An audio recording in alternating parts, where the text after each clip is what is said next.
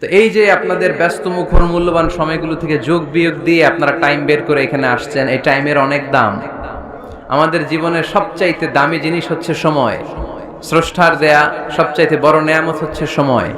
এজন্য সময় যেন আমরা কোনো খারাপ কাজে, অকল্যাণের কাজে ব্যয় না করি, ভালো কাজে যেন ব্যয় করি। তাই যে কয়েক মিনিট কথা বলবো, লম্বা চূড়া কথা বলবো না, কান দুটো খরগোশের কানের মতো খাড়া করে শুনবার, বুঝবার, উপলব্ধি করার চেষ্টা করতে হবে। আমি প্রায় বলি, আমাদের একটা শক্ত সিদ্ধান্তই পারে আমাদেরকে জান্নাতি বানাতে, শক্ত সিদ্ধান্ত। আর আমাদের একটা দুর্বল সিদ্ধান্তই পারে আমাদেরকে হাতাবু জাহান্নাম, জাহান্নামের লাকড়ি বানাতে। So the decision is years. সিদ্ধান্ত আপনাদের। আপনি কোন পথে যাবেন, ডানে না বায়ে? ডানে গেলে জান্নাত, বায়ে গেলে জাহান্নাম। তো কোন দিকে যাবেন? কোন দিকে? ডানে যাব, কারণ আমরা ডানপন্থী, ডান ব্লকের লোক। সব নবীরা ডানপন্থী ছিল। সব নবীরা কি পন্থী ছিলেন? আমরাও ডানপন্থী। ডানপন্থী থেকেই যেন আমরা আমাদের শেষ নিঃশ্বাস ত্যাগ করতে পারি। আল্লাহ তুমি তৌফিক দাও। আজকের আলোচনার বিষয় হালাল এবং হারাম। আলোচনার বিষয় হালাল এবং হারাম। দুই রাস্তা, হালাল চলে গেছে এইদিকে, হারাম গেছে এইদিকে। সো আমরা যাব কোন দিকে? ডান দিকে। হালাল খুব বরকতময়, হালালে বরকত বেশি, হারামে বরকত নাই। বিশ্বাস করেন? 1 কোটি টাকা ইনকাম মাসে। কয় কোটি? এরকম লোক আছে না কসবায়? বাংলাদেশে আছে না? 1 কোটি টাকা ইনকাম, কোটি টাকা ইনকাম তার। কিন্তু বছরে কোটি কোটি টাকা তার ইনকাম, 1 মাসে ইনকাম 1 কোটি টাকা। কিন্তু দেখা যায় মাসে একটা হসপিটাল বিল পরিশোধ করতে তার চলে যায় 50 লাখ টাকা। আছে না নাই? ওয়াইফের ক্যান্সার, যার নেই কোনো অ্যান্সার। ছেলে ইয়াবা খায়, ওরে দেয়া লাগে 20 লাখ। বাড়ি ভাড়া, খাওয়া দাওয়া ইত্যাদি খরচ শেষে দেখা যায় মাস শেষে আরো 20 লাখ ঋণের মধ্যে পড়ে আছে। আছে না নাই? কিন্তু মাসে ইনকাম ছিল কত? 1 কোটি। কিন্তু মাস শেষে দেখা যায় 20 লক্ষ টাকা ঋণের বোঝায় চাপা পড়ে আছে। আর রিকশাওয়ালা, ওর বেতন নাই, যা পারে ইনকাম করে প্রতিদিন। মাসে অন অ্যান অ্যাভারেজ তার ইনকাম 5,000। কয় হাজার? 1,000 চলে যায় ওর যে ছুপড়ির বেড়া, ওই বাড়ির ভাড়া দিতে। 1,000 চলে যায় ওর খাওয়া, 1,000 চলে যায় চিকিৎসা, 1,000 চলে যায় ছেলেমেয়েদের পড়াশোনা, আনুষঙ্গিক আরো 500, মাস শেষে আরো থেকে যায় 500। সুবহানাল্লাহ কইতে পারলেন না? 1 কোটি টাকা ইনকাম করেও 20 লক্ষ টাকার ঋণের বোঝায় চাপা পড়ে আছে। আর 5,000 টাকা ইনকাম, মাস শেষে কত থাকে? 500। কারণ ওর পুরো ইনকামটাই হালাল। ওর পুরো ইনকামটা কি? আর হালালে বরকত ঢুকায় দিছে কে? হারামে কোনো বরকত আছে? আওয়াজ করে বলেন তো, গরু খাওয়া হালাল না হারাম? কুকুর খাওয়া? কুরবানিতে কি জবাই হয়?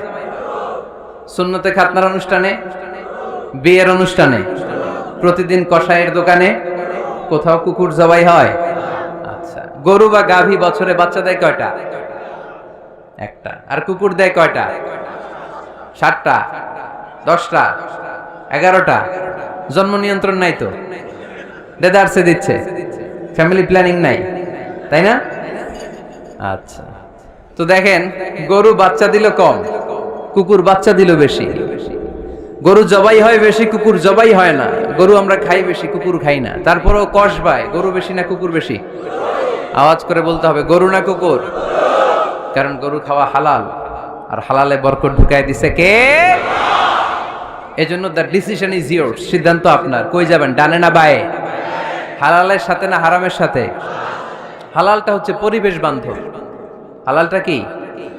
Eco friendly. এটা পরিবেশ বান্ধব, এটা স্বাস্থ্যকর, এটা রুচিসম্মত, এটার মধ্যে কোনো ঝামেলা নাই, এটাতে কোনো ভেজাল নাই। হালালে থাকলেই লাভ, যদিও অল্প। সুবহানাল্লাহ পড়েন।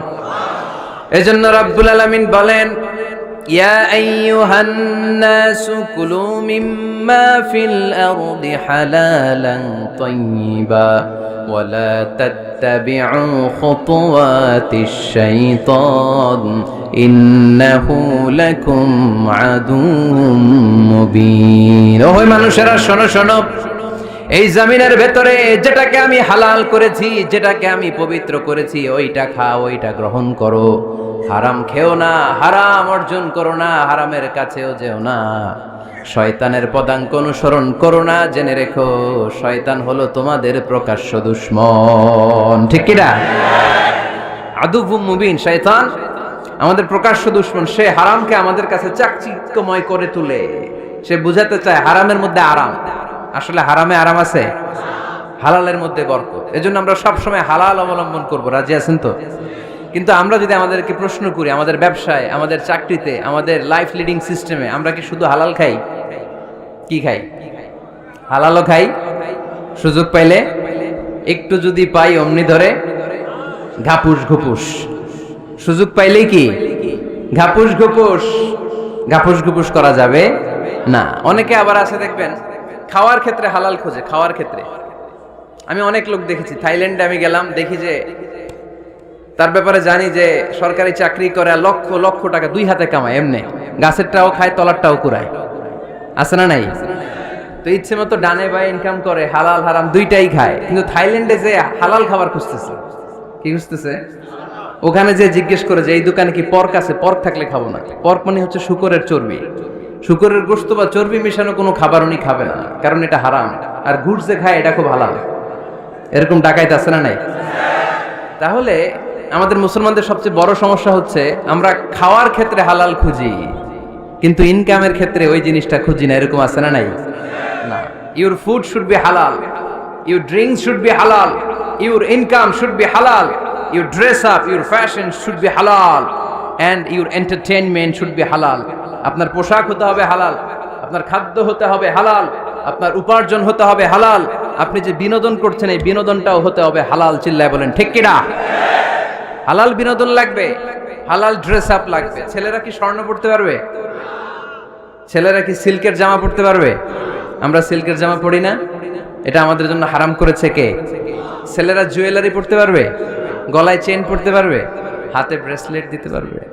আছে না নাই? এখানেও অনেকের আছে না নাই? দেয়া যাবে? অনেক ছেলে দেখবেন আবার কানের মধ্যে ছিদ্র করে, কসবায়, মাশাআল্লাহ এগুলা নাই।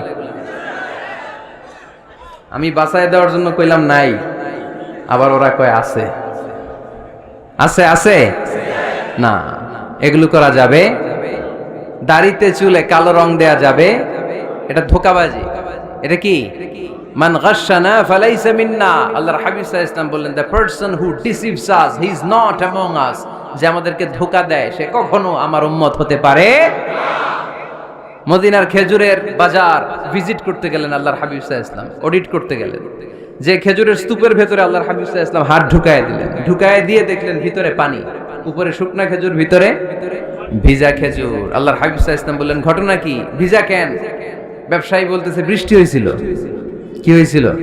তো বৃষ্টি হইলে তো তার নমুনা সব জায়গায় থাকবে। তখন আল্লাহর হাবিব সাল্লাল্লাহু আলাইহি ওয়াসাল্লাম দাঁড়িয়ে বলেছিলেন, খবরদার, মান গাশশানা ফালাইসা মিন্না। যে আমাদেরকে ধোঁকা দেয় সে আমাদের দলভুক্ত হতে পারে না। এজন্য আমরা যেন কাউরে ধোঁকা না দেই, আমরা যেন হারামের সাথে সম্পর্ক জুড়ে না দেই। আমাদের সম্পর্ক হবে হালালের সাথে। চিল্লায় বলতে হবে কিসের সাথে? আজকের মাহফিলটা তখনই সার্থক হবে যখন এই কথাগুলো শুনে আমরা এই সিদ্ধান্তে উপনীত হতে পারবো যে আমার ফুড, আমার ড্রিঙ্কস, আমার ইনকাম, আমার ড্রেস আপ, আমার এন্টারটেইনমেন্ট, আমার সবকিছু হালাল দিয়ে আমি সাজাবো। আমার জীবনটাকে আমি হালাল দিয়ে সাজাবো। রাজি আছি না নাই? সব হালাল হইতে হবে। নারীদের ফ্যাশন, অনেক নারীরা ফ্যাশন সচেতন। খবরদার, নারীরা টাইট ফিটিং পোশাক পরতে পারবে না। পারবে? পাতলা পোশাক পরতে পারবে না। তারা নিজেদেরকে আবৃত করে রাখতে হবে। টাইট ফিটিং পোশাক পরতে পারবে না, অন্য ধর্মের পোশাক পরতে পারবে না, পর চুলা লাগাতে পারবে না। এই ফোর কর্নার্স, এই বর্ডার গুলো মেনে নারী যে কোনো ধরনের ফ্যাশন নিতে পারে। এই ফ্যাশনগুলোকে বৈধ করেছে কে? এজন্য রাব্বুল আলামিন বলেন, ইয়া আইয়ুহান নাসু কুলু মিম্মা ফিল আরদি হালালান তাইয়্যিবা ওয়ালা তাত্তাবিউ খুতুওয়াতিশ শাইতান ইন্নাহু লাকুম আদুউম মুবিন। সুবহানাল্লাহ পড়েন। ওহে মানুষেরা, এই জমিনে যেটা পবিত্র আর হালাল বলে আমি ঘোষণা দিয়েছি সেটা খাও, কারণ সেটাতেই বরকত। আর শয়তানের পদাঙ্ক অনুসরণ করো না, কারণ শয়তান তোমাদের প্রকাশ্য শত্রু। কথাটা বলেছেন কে? তাহলে আমরা হালালের পক্ষে না বিপক্ষে? এই আপনাদের গলার আওয়াজ। হালালের পক্ষে না বিপক্ষে? হারামের পক্ষে না বিপক্ষে? আমরা আমাদের জীবনটা হালাল দিয়ে সাজাতে চাই কি চাই না? কারণ হালালে বরকত ঢুকাই দিছে কে? কিভাবে আপনার জীবনের প্রতিটি অঙ্গনকে হালাল দিয়ে সাজাবেন, কিভাবে এই হারাম থেকে বেঁচে থাকবেন, এর কিছু মূলনীতি আছে, some principles, you have to follow it. এই প্রিন্সিপালগুলো যদি খেয়াল করেন তাহলে হালাল দিয়ে জীবন সাজানো সহজ। আর এই প্রিন্সিপালে মূলনীতিতে যদি ভেজাল লাগায় দেন তাহলে সব জায়গায় ভেজাল আছে না নাই? আজকে এই চমৎকার দুপুরে আমরা হালাল হারামের মূলনীতির ব্যাপারে কয়েকটি কথা শুনে বিদায় নিব ইনশাআল্লাহ। পড়েন। হালাল এবং হারামের প্রথম মূলনীতি হচ্ছে আল আসলু ফিল আশিয়াই আল ইবাহা। মূলত সব কিছু পৃথিবীতে যা দেখি, যা পাওয়া যায়, খাবার দাবার যাই হোক না কেন, মৌলিকভাবে সবকিছু হালাল। যুবক ছেলেরা বুঝে যাও, কান দুটো খরগোশের কানের মতো খাড়া করো। আমি সহজ করে বুঝাবার চেষ্টা করব, যদিও সহজ করে বুঝানো সহজ না। সহজ করে কইতে আমায় কহজে, সহজ করে যায় না কওয়া সহজে, ঠিক কি না? তারপর আমি চেষ্টা করছি সহজ করে বুঝানোর। খুব সহজ। আর দিন ও ইউসরুন লা উসরা ফি, দিন সহজ, এর মধ্যে কাঠিন্যতা নাই। মন জয় করার 4টা বাক্য আল্লাহর হাবিব সাল্লাল্লাহু আলাইহি ওয়াসাল্লাম আমাদেরকে শিখিয়ে গিয়েছেন। বাশিরু ওয়ালা তুনাফিরু, ইয়াসিরু ওয়ালা তুআসিরু। সহজ করে উপস্থাপন করো, কঠিন করো না। মানুষকে দিনের প্রতি আকৃষ্ট করো, দিন থেকে ভাগিয়ে দিও না। আমরা অনেকে দিন থেকে ভাগাই দেই, আছে না নাই? এক ছেলে হিন্দু হইছে, হিন্দু থেকে মুসলমান হইছে, আগে ছিল হিন্দু, এখন দেখে এই ছেলেরা কি সুন্নি মুসলমান বানাবে, না ওয়াহাবি বানাবে, না আহলে হাদিস বানাবে, না হানাফি বানাবে, এই নিয়ে কিলাকিলি, আছে না নাই? আহা কি বিপদ! সে আগে হিন্দু আছিলাম, এটাই তো ভালো আছিল। মুসলমান হওয়ার পরে এর ভয় দেখানো শুরু করছে, এই খবরদার, নামাজ রোজা যাকাত হজ সব লাগবে, হারাম খাওয়া যাবে না, এটা নাই ইসলাম, এটা নাই, ওইটা নাই, ওইটা নাই, হিন্দু কে তাহলে আমিও নাই। এরকম হয় না? খবরদার, আল্লাহ ছাড় দিতে চায়, মৌলবীরা ছাড় দেয় না, আছে না নাই? তো আমরা যেন কঠিন না করি। হালাল হারামের প্রথম মূলনীতি হচ্ছে basically everything in this world is হালাল। এই পৃথিবীতে যা আছে সবই হালাল। সব কি? সব হালাল, সব হালাল, সবই হালাল, অল্প কিছু হারাম। সুবহানাল্লাহ পড়েন। যদি এমন হইতো এই পৃথিবীতে যা আছে সবই হারাম, অল্প কিছু হালাল, খুব ভালো হইতো, তাই না? সুবিধা হইতো আমাদের। তা আমাদের সুবিধা করে দিলেন কে? সুবহানাল্লাহ পড়বেন না? বেসিকলি এভরিথিং ইজ হালাল। পৃথিবীর সব কিছু হালাল। আপনারা যদি কেউ কিছু বলে যে এটা কি হালাল না হারাম, আপনি হুট করে বলবেন আগে বলবো হালাল। যদি হারামের দলিল পাওয়া যায় তখন বলবো হারাম, ঠিক কি না? আমাকে যদি বলেন এটা হালাল না হারাম, আমি যদি বলি হালাল, আপনি যদি বলেন দলিল দেন, এটা আপনি ভুল বলবেন। কারণ কোনো কিছু হালাল করতে হলে দলিল লাগে না। কোনো কিছুকে হালাল বলে সাব্যস্ত করতে দলিল লাগে না। হারাম বলে যদি সাব্যস্ত করতে চান তখন দলিল লাগবে, তাও তেনা পেছানো দলিল দিয়ে হবে না, যেন তেন দলিল দিয়ে হবে, অকাট্য দলিল। এটাকে বলে আল আদিল্লা আল কাতঈয়া। অকাট্য দলিল লাগে কোনো জিনিসকে হারাম সাব্যস্ত করতে হলে। তাহলে এই যে আমাদের জন্য আল্লাহ সহজ করে দিলেন, সবকিছু বেসিকলি হালাল, যতক্ষণ না এটা হারাম হওয়ার ব্যাপারে দলিল পাওয়া যায়। এজন্য হারাম হারাম জিকির না করে জিকিরটা চেঞ্জ করে করতে হবে হালাল হালাল। কথা বলেন ঠিক কিনা? জিকির 2 ধরনের আছে। জিকির কয় ধরনের? একটা জিকির হচ্ছে হারাম হারাম হারাম, এক দলের কাছে সবই হারাম। একটা সময় এদেশের কিছু আলেম সমাজ ইংরেজিকে হারাম বলতো, ইংরেজি শিক্ষা করাকে কি বলতো? সময়ের বিবর্তনে এটা এখন হালাল। এখন এটা কি হালাল। একটা সময়ে আলেম সমাজের কিছু অংশ রাজনীতি করাকে হারাম বলতো, কথা কি বুঝতেছেন? এখন এটা কি হালাল হয়ে গেছে। ইসলামী ব্যাংকিং কে হারাম বলতো একটা সময়, যে না কোনো ফিনান্সিয়াল ট্রানজাকশন এই সিস্টেমে ব্যাংকিং এটা ইসলামে জায়েজ না, এটা হারাম হারাম। কারণ ওদের জিকির কি? কথা কয় না। হারাম হারাম হচ্ছে এদের জিকির। একটা সময় ইসলামিক ব্যাংকিং হারাম ছিল, এখন এটা কি হয়ে গেছে? তার মানে এখনো অনেক কিছু এদের কাছে হারাম। সময়ের বিবর্তনে, কালের আবর্তনে এদের মুখ দিয়ে এগুলো একদিন হালাল হয়ে বের হবে। চিল্লায় বলেন ঠিক কি না? এজন্য এই পৃথিবীর সবকিছু মূলত হালাল, যতক্ষণ না হারাম হওয়ার ব্যাপারে দলিল না পাওয়া যায়। হারাম করতে হলে দলিল লাগে, হালাল বানানোর জন্য দলিল লাগে না। আবার যেন তেন কোনো দলিল দিয়ে, ঠুনকো কোনো দলিল দিয়ে কোনো জিনিসকে হারাম করা যায় না। হারাম করতে হলে অকাট্য দলিলের প্রয়োজন হয়। কথা বুঝতে পেরেছেন? প্রথম মূলনীতি ক্লিয়ার সবার কাছে? আল্লাহর হাবিব সাল্লাল্লাহু আলাইহি ওয়াসাল্লাম বলতেন হালাকাল মুতানাত্তিউন, যারা মুতানাত্তিউন তাদের ধ্বংস, তাদের উপর আল্লাহ লানাত। সাহাবারা বললেন, ইয়া রাসূলুল্লাহ, ইয়া হাবিবাল্লাহ, মান হুমুল মুতানাত্তিউন? মুতানাত্তিউন কারা? যাদের উপর আপনি লানত দিলেন, যাদের ধ্বংসের কথা বললেন। বিশ্বনবী বললেন, আল্লাহর দেয়া হালাল বিষয়কে যারা সমাজের মধ্যে হারাম বলে প্রচার করে তারাই হলো সমাজের মুতানাত্তিউন। নাউজুবিল্লাহ পড়েন। قل من حرم زينة الله التي أخرج لعباده والطيبات من الرزق। এজন্য আল্লাহ ডেকে বললেন, খবরদার, কে আছে সমাজের মধ্যে আমার দেয়া হালাল সাজসজ্জাগুলোকে, পবিত্র জিনিসগুলোকে হারাম বলে ফতোয়া তুলে, তাদের উপর আমার লানত। খবরদার, আল্লাহ যেটাকে হালাল বলছে এটাকে হারাম বলার স্পর্ধা দেখাবেন না। এটারে হারাম বলা যাবে? তাহলে প্রথম মূলনীতি কি সবাই বুঝতে পারছেন? বুঝতে পেরেছেন? এই দুনিয়াতে বেসিকলি সবকিছু কি? আওয়াজ করে বলেন। আর হালাল প্রমাণ করতে দলিল লাগে। কি প্রমাণ করতে দলিল লাগে? হারাম। এজন্য আমাদের জিকিরটা একটু চেঞ্জ করে দিব।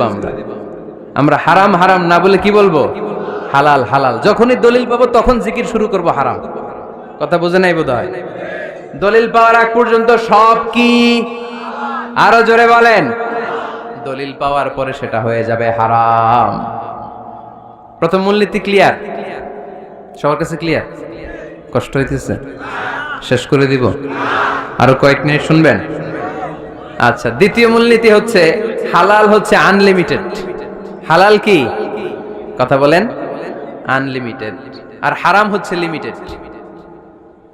হারাম হচ্ছে সসীম, হালাল হচ্ছে অসীম। হালাল গুণে শেষ করা যায় না, কিন্তু হারাম গুণে শেষ করা যায়। সুবহানাল্লাহ পড়তে পারলেন না?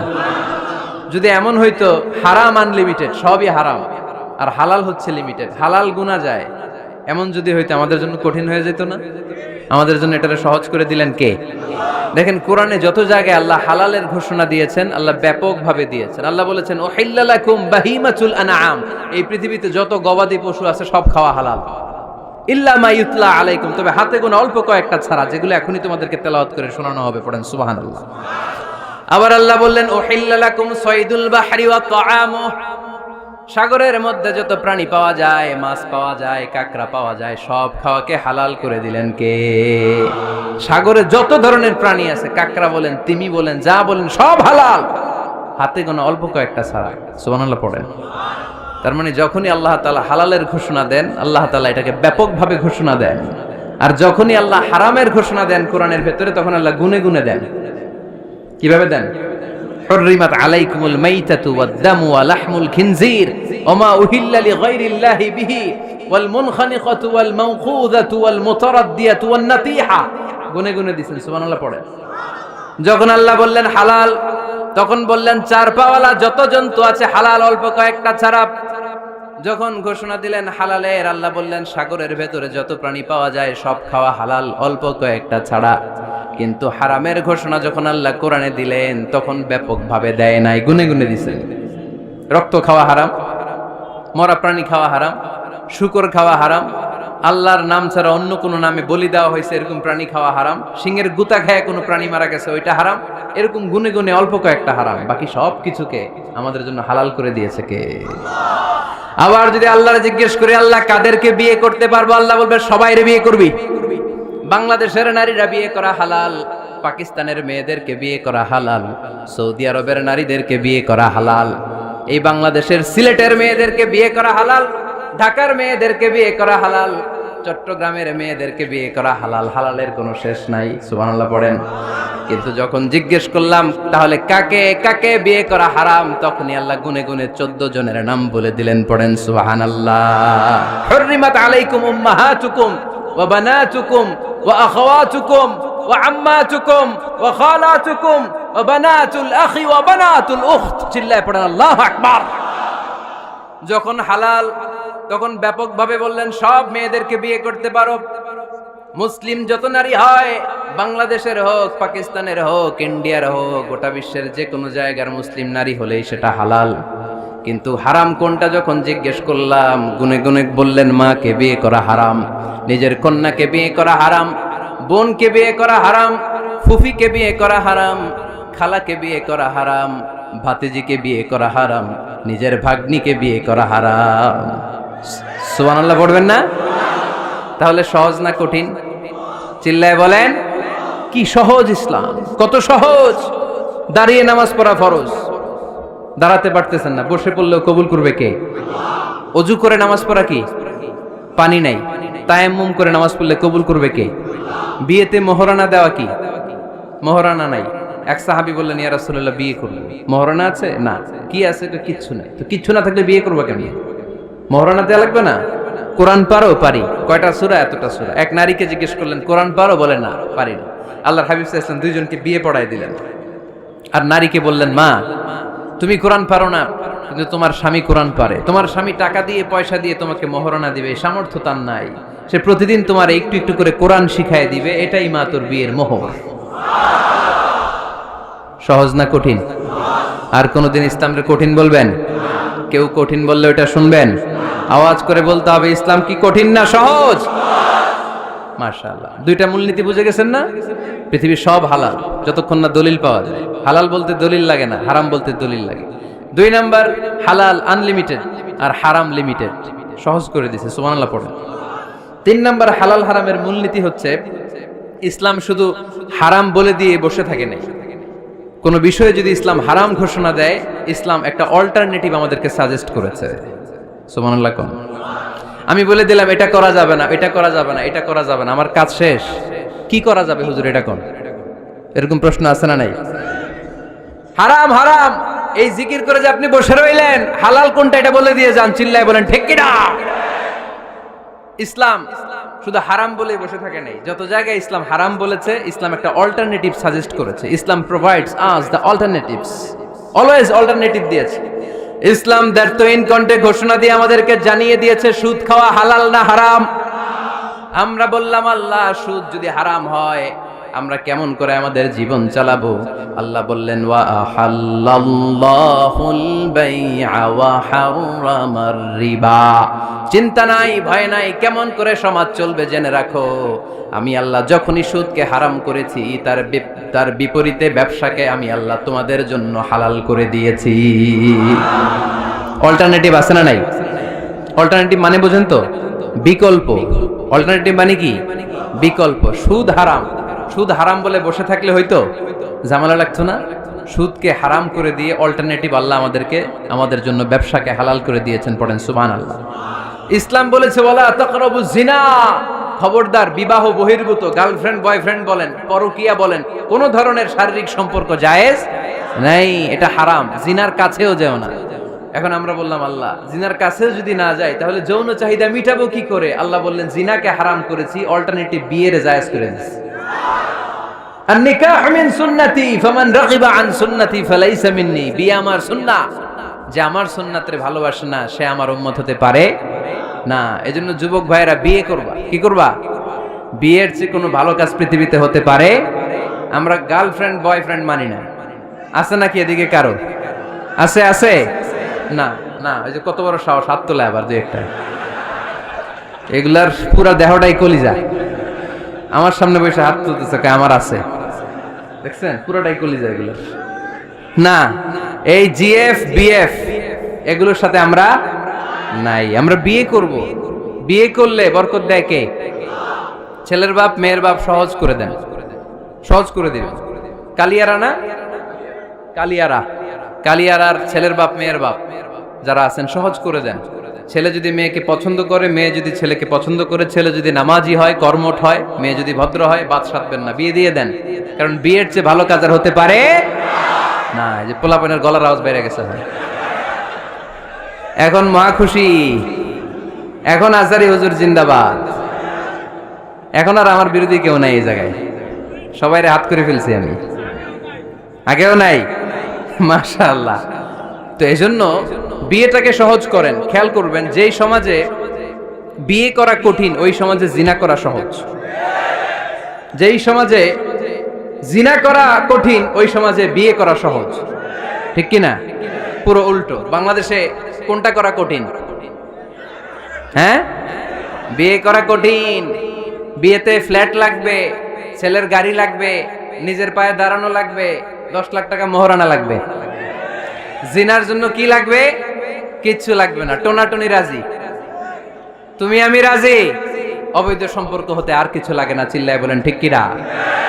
কিন্তু বিয়েতে অনেক কিছু লাগবে, এইটা ওইটা। ছেলেরা কই তুই নিজের পায়ে দাঁড়া, তুমিও নিজের পায়ে দাঁড়ায় দেখাবে, এই যে নিজের পায়ে দাঁড়াইছে। তো এতদিন সে কার পায়ে দাঁড়াইছে?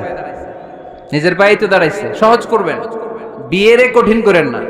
এই যে আমার নানা ভাই আছে, নানা ভাইয়ের এখানে যাবেন, নানা ভাইয়ের মসজিদ দেখলাম, কাবা ঘরের যে ডিজাইন, আর্কিটেকচারাল ডিজাইন, ওই সিস্টেমে মসজিদ। আজকে জোহরের সালাত করলাম, ওই মসজিদে নানা ভাই বিয়ে পড়াই দিবে। সবাই চলে যাবে নানা ভাইয়ের কাছে। রাজি আছো সবাই? ওই যে খুশি, সব খুশি। দেখছেন বিয়েটা যে ভালো জিনিস তার প্রমাণ। বিয়ের কথা কইলেই পোলাপান খালি হাসে। এটা জান্নাতি সম্পর্ক, তো এই কারণেই সাইয়েদনা আদম আলাইহিস সালাম আর হাওয়া আলাইহাস সালাম দুইজনকে বিয়ে পড়াই দিছিল কে? এই দুইজন, এমন দুইজন মানব আর মানবী, ওনাদের কোনো শৈশব ছিল না, ওনাদের কোনো কৈশোর ছিল না, যৌবন দিয়েই শুরু। এজন্য আগে আল্লাহ বিয়ে পড়াই দিছে। কথা কয় না? ওই মেয়ে, আপনার শৈশব আছে না নাই? কৈশোর, আদম আলাইহিস সালামের শৈশব কৈশোর, হাওয়া আলাইহিস সালামের শৈশব কৈশোর। জীবন শুরু করছে কি দিয়া? যৌবন দিয়ে। বিয়ের দরকার আছে না নাই? এজন্য আল্লাহ জান্নাতেই বিয়ে পড়ায় দিলেন। বিয়ের সম্পর্কটা জান্নাতি সম্পর্ক, বিয়ের ভালোবাসাটা জান্নাতি ভালোবাসা। এর চাইতে পবিত্র ভালোবাসা দুনিয়ায় হতে পারে? তাহলে ইসলাম কোন জিনিসকে হারাম ঘোষণা দিয়ে মুখে কুলু পেটে বসে থাকে নাই, অল্টারনেটিভ সাজেস্ট করেছে। সুদ খাওয়া হারাম, অল্টারনেটিভ ইসলাম আমাদেরকে বলে দিল ব্যবসা হালাল। জিনা করা হারাম, পরকিয়া হারাম, গার্লফ্রেন্ড বয়ফ্রেন্ডের এই কালচার হারাম, তার বিপরীতে বিয়ে করা হালাল। সুবহানাল্লাহ পড়েন। এরপর ইসলাম বলে মদ খাওয়া হারাম। ইন্নামাল খামরু ওয়াল মাইসির ওয়াল আনসাব ওয়াল আজলামু রিজসুম মিন আমালিশ শাইতানি ফাজতানিবু। খবরদার, মদ, জুয়া, লটারি এগুলো হারাম করে দিয়েছে কে? আল্লাহ বললেন মদ খেও না, মদ তোমাদের জন্য হারাম ঘোষণা করা হলো। আমরা বললাম আল্লাহ, শীত প্রধান দেশে মদ খেলে শরীরটা গরম থাকে, মদ না খেলে তো বেঁচে থাকার উপায় না। স্ক্যান্ডিনেভিয়ান কান্ট্রিগুলোতে, সাইবেরিয়াতে মদ না খেলে ওদের বাঁচার উপায় নাই। এখন অল্টারনেটিভের দরকার আছে না নাই? আল্লাহ বললেন মদকে হারাম করেছি, কিন্তু মধু খাওয়াকে হালাল করে দিয়েছি। মধু খান আপনারা? আজকে খাইছেন কে কে দেখি? আজকে অনেকে খাইছেন? মাশাআল্লাহ, হাত নামান। মধু 5-6 চামচ খেয়ে দেখেন একসাথে। মদের বাবা এটা, চিল্লায় বলেন ঠিক কিনা? শরীর গরম হবে, অনেক অনেক শক্তি হবে। মধুর মধ্যে আছে ফ্রুকটোজ। কি আছে? ফলের মধ্যে আছে সুক্রোজ, আর চিনিতে আছে গ্লুকোজ। ফ্রুকটোজ আর সুক্রোজ এটা স্বাস্থ্যসম্মত, এটা ভেরি হেলদি ডায়েট। এটা খাবেন, তাহলে সুস্থ রাখবে কে? তাহলে সুক্রোজ খাবো, ফ্রুকটোজ খাবো, আর গ্লুকোজ কমায় দিব। রাজি আছেন তো? এরপর ইসলাম আমাদেরকে বলল ঢোল বাদ্য বাজানো এটা হারাম, অশ্লীল গান বাজনা হারাম, নাচানাচি হারাম। আমরা বললাম আল্লাহ, বিনোদনের একটা মাধ্যম তো আমাদের লাগবে। ইসলাম বলল ইসলামী নাশিদ যদি তুমি গাও সেটা হালাল। ঢোল হারাম, কিন্তু তার বিপরীতে দফকে হালাল করেছে কে? ঢোলের দুই দিকে আটকানো, এটা বাজালে নেফাকি তৈরি হয়, ধামধাম আওয়াজ তৈরি হয়, এমন বিট তৈরি হয়, ডান্স দিতে মনে চায়। আছে না নাই? প্রায় মাঝে মাঝে দেখি ওই গায়ে হলুদের অনুষ্ঠানে ইত্যাদি ইত্যাদি অমুক অনুষ্ঠানে বাসার ছাদের উপরে এমন বিটে হেভি মিউজিক্যাল ইনস্ট্রুমেন্ট দিয়ে এমন গান ছাড়ে, পুরো এলাকাটা কাঁপে ওনাদের সাথে। দুম্মা চলে, দুম্মা চলে, খালি কি চলে? দুম্মা চলে। খেয়াল করছেন? আপনার কাছে যদি বাজায় এই টেবিলটা কাঁপবে, সাথে সাথে আপনার শরীরও কাঁপবে, আপনাকে ক্রেজি বানাবে।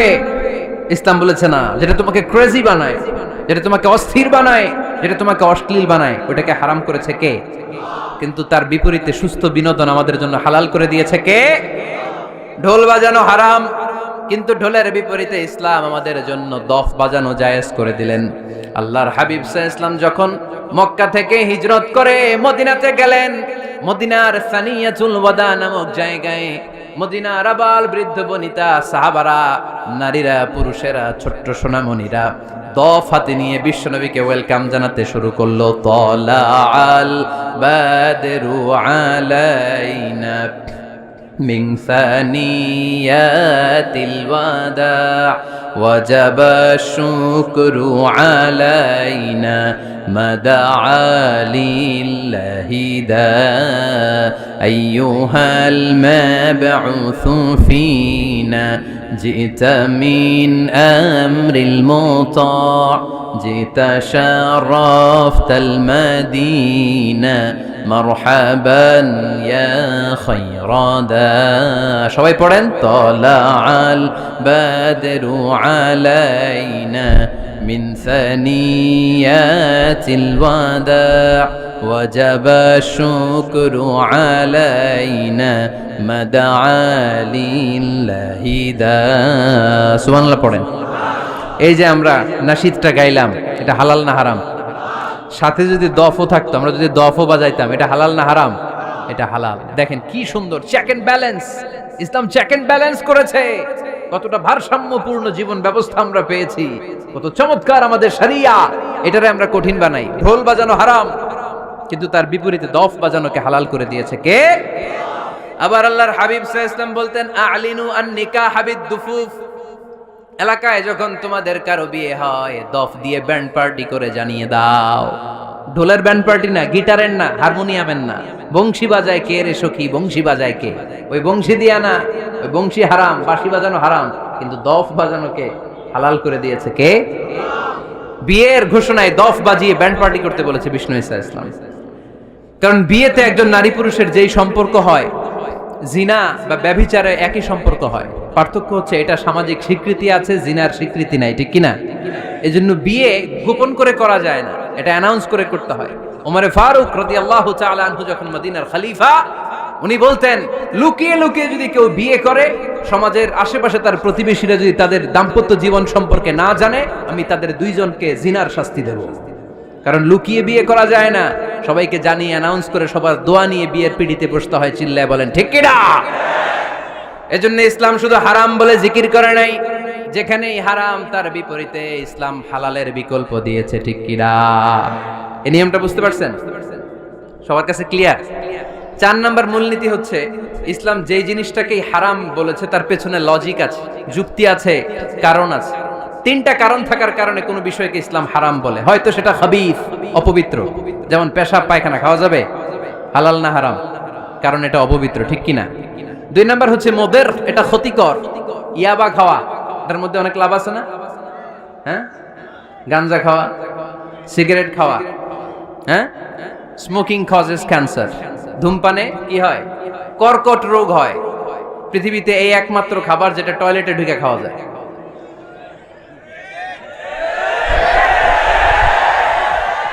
সিগারেট ছাড়া, এটা ছাড়া, এটা কোন খাবার টয়লেটে বসে খাওয়া যায়? সিগারেটই পৃথিবীর একমাত্র খাবার যেই খাবারের প্যাকেটের উপর এই খাবারের বদনাম লেখা থাকে। কালিয়ারার বাজারে এক ধরনের বিস্কুট আসছে, মনে করলেন, দেখলেন যে বিস্কুটের গায়ের মধ্যে লেখা এই বিস্কুট যেই খাবে তারই ডায়রিয়া হবে। খাবেন? দোকানওয়ালারা কি কইবেন? তোরটা তুই খা, তোর ডায়রিয়া হোক, তোর 14 গোষ্ঠীর হোক, আমরা খাবো না টাকা দিয়ে, ঠিক কিনা? কিন্তু কি আজীব তামাশা, এই সিগারেটের উপরে লেখা এটার বদনাম, যে এটা খেলে কি হয়? ক্যান্সার। এরপরও আমরা খাই। তারপর এটা হয় টোবাকো প্ল্যান্টস থেকে, তামাক পাতা থেকে। কালিয়ারায় তামাকের চাষ হয় নাকি? তামাক পাতা কেউ দেখছেন? এটার আবার বেড়া টেরা লাগে না, কারণ ছাগলেও মুখ দেয় না। কথা কি বুঝতেছেন? তো যেটা ছাগলেও মুখ লাগাইলো না, আশরাফুল মাখলুকাত হয়ে, আল্লাহর শ্রেষ্ঠ জীব হয়ে আপনি এটা মুখে লাগাইতে পারেন? গোটা বিশ্বে এই ধূমপানের কারণে লক্ষ লক্ষ মানুষ অকাল মৃত্যুতে ঝরে পড়ছে। এটা হালাল না হারাম? কারণ এটা মোদের, এটা ক্ষতিকর। ইসলাম আমাদেরকে মূলনীতি শিখিয়েছে, লা দারারা ওয়ালা দিরার। নিজেরও ক্ষতি করতে পারবা না, অন্যেরও ক্ষতি করতে পারবা না। আইনটা কার? তাহলে কোন জিনিস হারাম হওয়ার পেছনে 1 নাম্বার লজিক, সেটা হয়তো অপবিত্র, কিংবা সেটা ক্ষতিকর, অথবা ওইটার মধ্যে অশ্লীলতা আছে। আওয়াজ করে যুবকরা উত্তর দাও, মোবাইলের ভেতরে পর্নোগ্রাফি দেখা হালাল না হারাম? ব্লু ফিল্ম দেখা হালাল না হারাম? নেকেড ভিডিও দেখা হালাল না হারাম? কারণ এটা অশ্লীল, ঠিক কিনা? তাহলে যেটা হারাম, 3টা কারণে কোন জিনিসকে ইসলাম হালাল বলে, হারাম বলে অ্যানাউন্স করেছে। হয় এটা অপবিত্র, নয় এটা ক্ষতিকর, নয় এটা অশ্লীল। কয়টা? হয় অপবিত্র, অথবা ক্ষতিকর, অথবা অশ্লীল। পৃথিবীতে যত জিনিসকে ইসলাম হারাম বলে ঘোষণা করেছে তার প্রত্যেকটার মধ্যে তিনটার কোনো না কোনো একটা আছে না নাই? এই তিনটা জিনিস, তিনটার একটা না পাওয়া গেলে কোনো জিনিসকে হারাম বলে ঘোষণা দেওয়া যাবে। এরপর ইসলাম আমাদেরকে শিখিয়েছে 5 নাম্বার মূলনীতি, মুকদ্দামাতুল হারামে হারাম। হারামের সূচনাটাও হারাম। কোন বেগানা নারীর দিকে তাকিয়ে থাকা হারাম হওয়ার কথা ছিল না, কিন্তু যেহেতু এই তাকানোটা এক সময় জিনার দিকে নিতে পারে, তাই এই তাকানোটা কেউ হারাম করেছে কে? আন-নাযার, এই দৃষ্টিটা বড় ভয়ঙ্কর। আল্লাহর হাবিব সাল্লাল্লাহু আলাইহি ওয়াসাল্লাম বলেছেন, আন-নাযার সাহামুন মাসমুমুন মিন সিহামি ইবলিস। এই দৃষ্টি, লাগামহীন দৃষ্টি, শয়তানের বিষ মাখানো তীরবানের মধ্যে থেকে একটা ভয়ঙ্কর তীর। এই তীর দিয়ে শয়তান যুবকদেরকে কাবু করে ফেলে। ডাইরেক্টলি শারীরিক সম্পর্কের দিকে কেউ যায় না, প্রথমে বদনজর, প্রথমে কি কথা কয় না, গলার সাউন্ড এখন কমে আসছে, এখন বিপরীতে ঘা পড়তেছে, তো এখন আর সাউন্ড নাই। প্রথমে শুরু হয় কি দিয়ে? বদনজর, লাগামহীন নজর। তারপরে মুচকি হাসির বিতরণ, চোখে চোখে কথা হয়, আচ্ছা না নাই? হাসি বিতরণ হয়, মোবাইল নাম্বার আদান প্রদান হয়, ফেসবুকের আইডি শেয়ার হয়, তারপরে রাত জেগে কম্বলের নিচে চ্যাটিং ফ্যাটিং আছে না নাই? তারপরে চলে আসে 14ই ফেব্রুয়ারি, বিশ্ব বেহায়া দিবস, ঠিক কিনা? দেখছেন ধাপগুলো, দেখছেন স্টেপ বাই স্টেপ হারামের দিকে যায়। এরপর অবৈধ দৈহিক সম্পর্কের দিকে যায়। আল্লাহ এই গজব থেকে তুমি আমার ছেলেদেরকে বাঁচাও, আমার দেশের মেয়েদেরকে বাঁচাও, চিল্লায় পড়ে না আমিন। তাহলে শুরু হয়েছিল কি দিয়ে? কি নজর? কি নজর? বদনজর। এটা দিয়ে শুরু, জিনা দিয়ে শেষ। এজন্য ইসলাম বলে মুকদ্দামাতুল হারামে হারাম, মা ইউআদ্দি ইলাল হারাম ফাহুয়া হারাম। যেটা হারামের দিকে তোমাকে ধীরে ধীরে গ্রাজুয়ালি পৌঁছে দিবে, ওটাকেও হারাম ঘোষণা করেছে কে? এজন্য বিষ্ণু ঈসা ইসলাম ওনার মেয়ের জামাতা সাইয়েদনা আলী রাদিয়াল্লাহু তাআলা আনহুকে বলেছেন, আলী খবরদার, লা তুতবি'ন নাযরাতান নাযরা। এক নজর যদি ভুল করে কোনো নারীর চেহারার দিকে তোমার পড়ে যায়, খবরদার দ্বিতীয় নজর দিও না। ফা ইন্না লাকাল উলা ওয়া লাইসাত লাকাল আখিরা। কারণ প্রথম নজর ভুল করে পড়ে গেলে ক্ষমা করবে কে? কিন্তু তার সৌন্দর্য উপভোগের জন্য বারবার তার দেহের দিকে তাকালে, বারবার তার চেহারার দিকে তাকালে আমল নামাটা গুনাহ দিয়ে ভর্তি করে দিবে কে? আল্লাহ চেক এন্ড ব্যালেন্স করেছেন। পুরুষদেরকেও বলেছে চোখ নামাও, কুল্লিল মুমিনিনা ইয়াগুদ্দু মিন আবসারিহিম, lower your gaze, lower your eyesight. নারীকেও একই কথা বললেন, কুল্লিল মুমিনাতি ইয়াগুদ্দুনা মিন আবসারিহিন্না। ও নারীরা, তোমরাও চোখ নামাও, নজরকে ঠিক করো। এই বদনজর সব সর্বনাশের মূল। জোরে বলেন ঠিক কিনা? এখান থেকেই ধীরে ধীরে অবৈধ দৈহিক সম্পর্কের দিকে যায়। এজন্য এই বদনজরটারও হারাম ঘোষণা করেছে কে? এই মূলনীতি বুঝতে পেরেছেন? 7 নাম্বার মূলনীতি হচ্ছে আল হিলাতু বিল হারামি হারাম। হারাম খাওয়ার জন্য কৌশল করাও হারাম। কথা বুঝেন নাই? কালিয়ারার ভাইয়েরা কথা বুঝেন নাই না? আল হিলাতু বিল হারামি হারাম। হারাম খাওয়ার জন্য কৌশল করাটাও কি হারাম? আওয়াজ করে উত্তর দেন, ঘুষ খাওয়া কি? সবাই বলেন হারাম। এখন ঘুষরে যদি কৌশল করে খান, ওটা হালাল হয়ে যাবে না? ঘুষের নাম দিছে এখন হাদিয়া। ঘুষের নাম কি? আবার ঘুষের নাম দিছে বকশিস, ঘুষের নাম দিছে স্পিড মানি। ঘুষের নাম কি? তার নাম চেঞ্জ করলে হালাল হয়ে যাবে? আমি ফেসবুকে এক জায়গায় দেখলাম লেখা হালাল অ্যালকোহল, মানে হালাল মদ। কি লেখা? হালাল অ্যালকোহল, হালাল মদ। মদ কি হালাল হইতে পারে? লেভেল লাগালে হালাল হয়ে যাবে? সহিহ বুখারীর বর্ণনা, আল্লাহ রাসূল সাল্লাল্লাহু আলাইহি ওয়াসাল্লাম এক সাহাবীকে এক এলাকায় যাকাতের সম্পদ উত্তোলন করে নিয়ে আসার জন্য পাঠালেন। উনি গেলেন, যে যাকাতের সম্পদ নিয়ে আসলেন, এসে বললেন, হাযা লাকুম ওয়া হাযা উহদিয়া লি। সহিহ বুখারীর বর্ণনা, আল্লাহ রাসূল সাল্লাল্লাহু আলাইহি ওয়াসাল্লামের কাছে এসে বললেন, এই যে ছাগল গরু দেখতে পাচ্ছ, এগুলো আমি যাকাতের সুপারভাইজার হিসেবে ওই এলাকা থেকে উত্তোলন করে এনেছি, এগুলো বাইতুল মালের, আর এগুলো আমার। এগুলো আল্লাহ রাসূল সাল্লাল্লাহু আলাইহি ওয়াসাল্লাম রেগে গেলেন। আল্লাহর হাবিব সাল্লাল্লাহু আলাইহি ওয়াসাল্লাম বললেন, এগুলো তোমার, এগুলো পাইলা কেমনে? সে বললে, এগুলো আমারে হাদিয়া দিছে। বিশ্বনবী বললেন, তুমি যদি ওই এলাকায় না যেতা, তোমার ঘরে বসে থাকতা, তোমারে হাদিয়া দিত নাকি? কয় না। বিশ্বনবী বললেন, এইটার নামই ঘুষ। এইটার নাম কি? কারণ ওরা তোমাকে হাদিয়া দিছে এই কারণে, তুমি যখন যাকাতের হিসাব করবা, তুমি যেন নাদুস নুদুস ছাগলগুলো নিয়ে না আসো। তুমি যেন বড় সাইজের ওটগুলো নিয়ে না আসো, তুমি যাতে যাকাতের হিসাব করতে যে একটু ছাড় দাও, ওদেরকে একটু সুযোগ দাও, ওদেরকে আলাদা অ্যাডভান্টেজ দাও, এক্সট্রা প্রিভিলেজ দাও, এজন্য আগেই তোমারে হাদিয়ার নামে ঘুষ দিয়ে বশ করে রেখেছে। চিল্লায় বলেন ঠিক কিনা? হাদিয়ারে ঘুষকে হাদিয়ার লেভেল লাগালে, ঘুষকে বকশিসের লেভেল লাগালে এই ঘুষ কখনো জায়েজ হতে পারে না। এজন্য হারাম খাওয়ার জন্য কৌশল করাও কি হারাম।